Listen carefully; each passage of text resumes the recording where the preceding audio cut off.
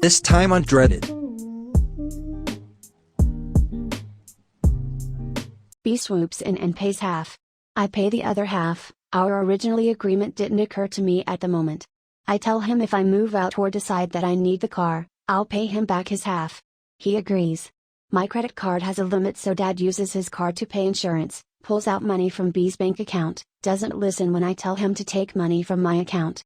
Now, since the insurance money came from B's account, he owns more than half the car.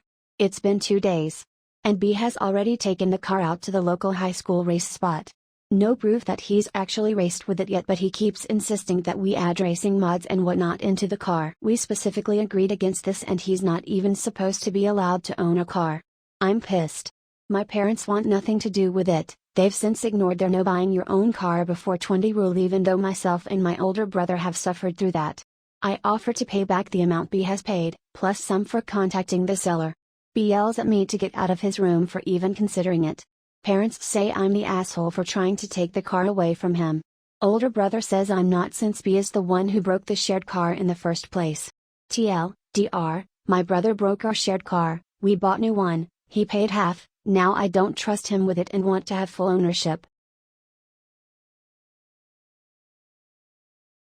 Am I the a-hole for suing my girlfriend after she had my 1967 Impala project taken to the scrapyard? I'll try to keep this short. I had a 1967 Impala 4-door that I bought in February 2019. A couple months ago I bought my first house that had a 2.5 car garage. I moved the car in and started tearing it down for a complete restoration. I had the body in one bay and the chassis in another, plus the whole garage filled with parts. About 2 months ago my girlfriend came to live with me during this whole crisis, and the whole time has hated that car. She wants to park in the garage, but I have 2 acres of land with a lot of nice places to park under shady trees, or hell even in the barn if it has to be inside. I tell her tough luck, it's my house and it's not like I can just throw it back together real quick. Anyways, I was out of town for a couple days on a business trip for the small local company I work for. When I got back, my girlfriend was all smiles. Making me food all the time, doing all the chores, all that. I thought maybe she just was happy to have me home, but then I realized that I didn't see her car in its usual spot. I asked her where she parked so I could make sure I mow that area and keep it clean, and she said not to worry because she parked in the garage. I asked how, and she told me to go check it out. Turns out that while I was gone she hired some people to come over and move everything related to that car, including the drivetrain, body, and chassis and all parts, and take it to the local dump scrapyard. I was absolutely dumbfounded. I had spent over 11 grand on that car, including new parts, services, and the car itself. I told her that I was going to be taking her to court for that, and she brushed me off like I was being dramatic. I told her that it's done between us and to pack her things and leave. I admit I was really angry, but I did end up getting a lawyer, and as I have all the receipts for all that money spent and I have her on my house's security cam footage letting the guys in and watching them take it all, I think I can win. Her family and friends are absolutely blowing me up, saying it's just a stupid old piece of junk and that she cannot pay back all that money I spent, and that I should just let it go. But I have been putting all my time, effort, and money into that car for a year and a half now, and goddamn it if I am not going to get justice for what she did. Am I the a-hole? Edit. Thank you all so much for the support and awards and everything. I'm glad I have some people on my side. I got a call from her mom about 20 minutes ago, and she told me that I was ruining her daughter's life over a stupid car. I told her she ruined her own life. I've been gathering documentation and stuff, and I'm about to head down to the police station and file a report, as suggested by Lots here. Once again thank you all. Update: went to the police station last night, was told to come back in the morning. Just got back and filed an official report against her for grand larceny and grand theft auto. I showed them all the receipts I had for the car and the footage of her letting the guys come and take it, as well as the title for the vehicle in my name. They said they will be in contact with all 3 parties, me, XGF, and junkyard guys, soon, and they will hopefully be able to recover some or all of the car. Just have to wait now. Huge update: they found my goddamn car.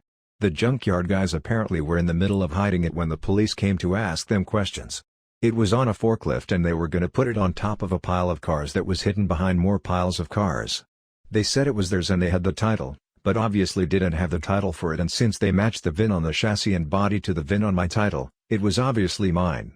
I know at least one person there has been arrested. I think he was in the camera footage I talked about earlier, but I don't know if it was the boss or whomever, or even his specific charge. They also told me they would be looking into this specific junkyard for any other vehicles reported stolen. They said they haven't been able to get in contact with my ex just yet, but they're working on it. I'm just so glad they found my car. Luckily I made quite an album of pictures detailing me tearing down the car, and so I can use that to prove what parts they had were mine, so I can hopefully get most or all of it back. Police haven't let me take it back home yet, as they say it is evidence or something, so hopefully I can get it back eventually. Thank you all so much for the support and advice. She's gonna be alright.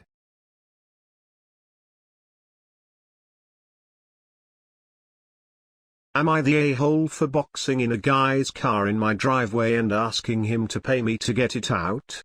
Bit of a prologue.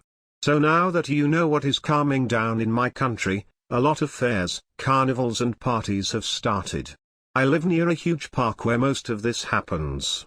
And it's all day, finishing around 10 p.m. Problem is that it's getting impossible to park our cars. We have 3 cars in our household, and our driveway accommodates 2 of them. The third, my brother's car, is usually parked outside with a residence permit. On Sundays anyone is free to park, and with all the craziness, if we take that car out we aren't able to park on the street until later when the fair has stopped. People usually use our street to park as it is free compared to the others where you have to pay. I was discussing this problem with a few neighbors who had decided to park their cars outside the homes to hopefully deter people from using the street. Now I didn't mind parking 2 cars in my driveway and 1 outside, but it was getting ridiculous that when my brother would go out he'd either have to park 4 streets away and walk, wait for a car to move, which was very unlikely, or stay at home all day. He can't drive the other cars because they are manual and he has an auto license. We all use our cars pretty much daily, so it wouldn't make a difference who's parked out or in. So last Saturday night I tried the neighbor's tactic and park one of my other cars outside. The next day I used the driveway to run some errands, after checking to see if anyone would be going out or needing a car. I come back at around 2 p.m. to find an Aston Martin parked in my driveway. And parked in a way that I can't get in either. There's no proper parking left on the street, but I managed to squeeze my car directly in front of the entrance to my driveway, blocking the car in. It's only around 10:30 that the owner comes crawling back and starts banging on my door until I open. I was met with a very angry guy demanding I move my car. I tell him that he shouldn't have parked on my property. He proceeds to start shouting at me about how I am so lucky to have his car in my driveway and that I should pay him to have it boost my worth. Yes, seriously. I had never tried so hard not to laugh, but I told him that if he was bringing up money he could move his car if he paid the going parking rate, amounting to around $16 for 8 hours, which I was going to give to a homeless person anyway. He throws obscenities at me while kicking my plant pots until my neighbor comes out hearing the commotion. He threatens to call the police, so the guy throws a 20 my way and I move my car. He drives off calling me the world's biggest asshole and a money grabber. I tell my neighbor about what happened and about the money, at which point he gets a bit curt and says that I shouldn't have asked for money and should have called the police straight away. I didn't really want to get police involved, but also wanted the guy to be taught a lesson. So am I the a-hole?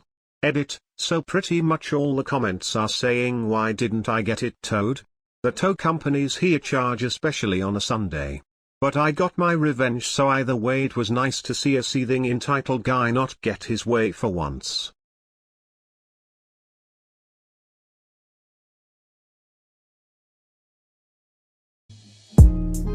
You